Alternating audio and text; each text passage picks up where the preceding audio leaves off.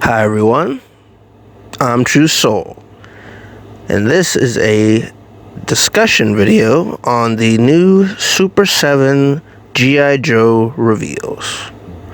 So yeah guys, I thought it would be pretty interesting to have not just a discussion about the new Super 7 Ultimate G.I. Joe reveals, but also kind of a mini discussion on Super 7 itself. Now, for those of you who've been watching my channel for a while, you know that whenever I heard that Hasbro was coming out with a G.I. Joe line, a 6-inch G.I. Joe line, I was probably one of the most excited people in the world. I was making a wish list and everything, and I couldn't wait to see what we were going to get. And then we got what we got. And I know when it comes to Hasbro's classified series, there are a lot of people that are disgruntled with the line for different reasons, whether it be the fact that a lot of them are Target exclusives and then scalpers scalp them and then they can't get them. But my main thing for me is just that the G.I. Joe action figures that we've been getting, not all of them, but a good bit of them, just it's not what I was expecting when they said they were going to make a G.I. Joe toy line. Don't get me wrong, a lot of the G.I. Joes that Hasbro's come out with has looked pretty good. But as a kid who grew up watching the old show and even had some of the old, like 3 3/4 inch toys that were based off of the show, I kind of wanted more cartoon accurate action figures. And Hasbro wasn't giving me that, but I did want to still support the line to an extent so that it could continue to the point where we would eventually get more cartoon-inspired action figures. Then along came Super 7, and they revealed that they were going to be making a G.I. Joe toy line, Super 7 Ultimate's G.I. Joe toy line, and I just started feeling instant nostalgia when I saw their first wave. They have Cobra Commander, they have a Cobra Bat Trooper, they have Duke, and they have Snake Eyes in his like first appearance outfit that he had in the pilot mini arc of the G.I. Joe show.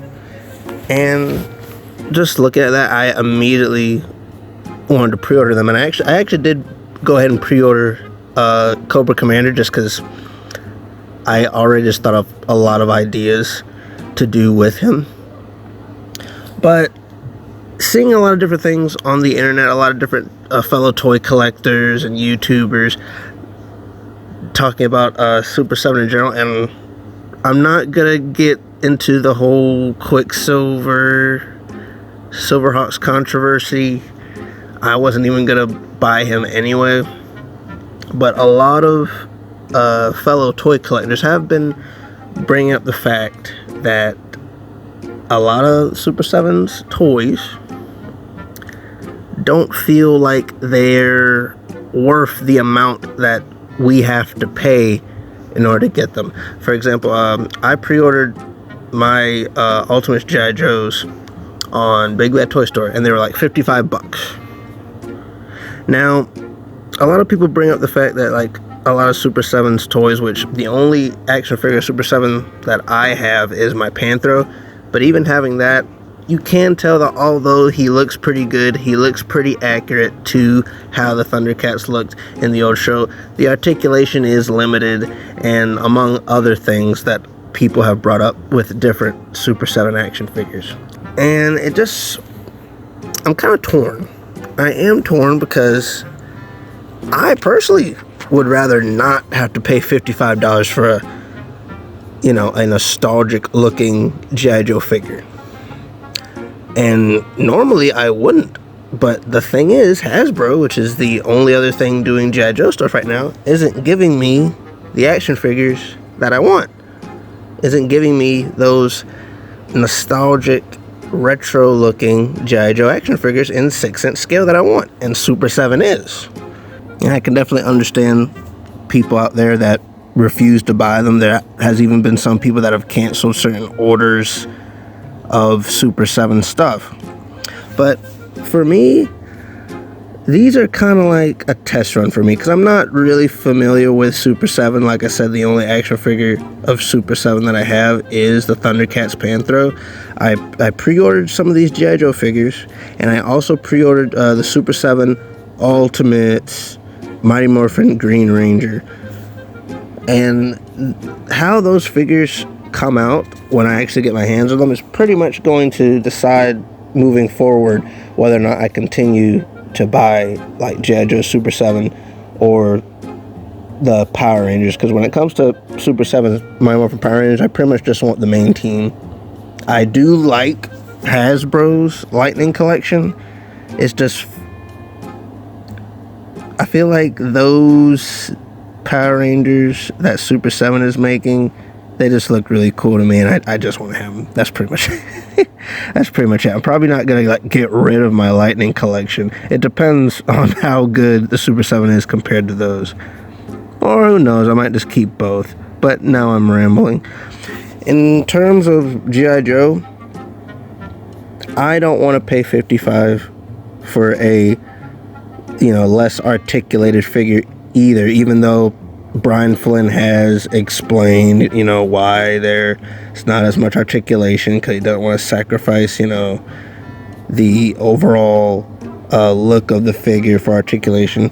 Even though there's been different toy companies who have worked around, that problem, still having single joints but having way better articulation than Super 7 has. But here's my whole thing on it. Because I've already talked about in this video, Hasbro's not making the kind of G.I. Joe action figures that I primarily want to buy. I'm buying a couple of Hasbro's G.I. Joe action figures here and there to kind of support the line. But here's how it is for me.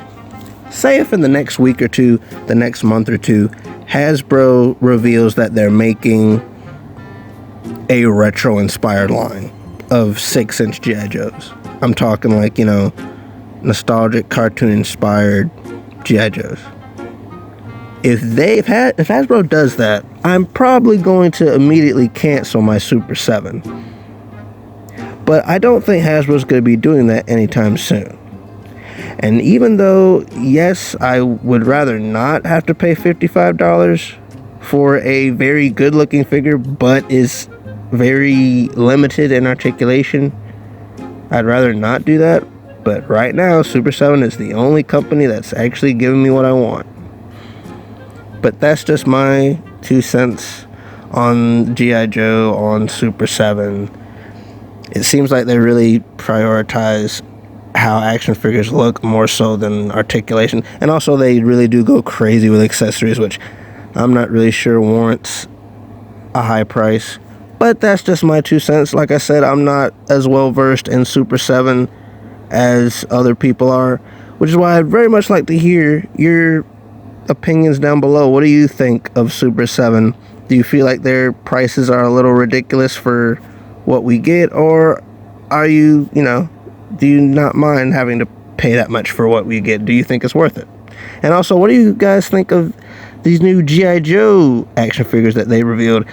And be sure to follow me on my Instagram, as it'll stay updated whenever I have plans to upload a video, as well as see exclusive photos that you will not see in my videos.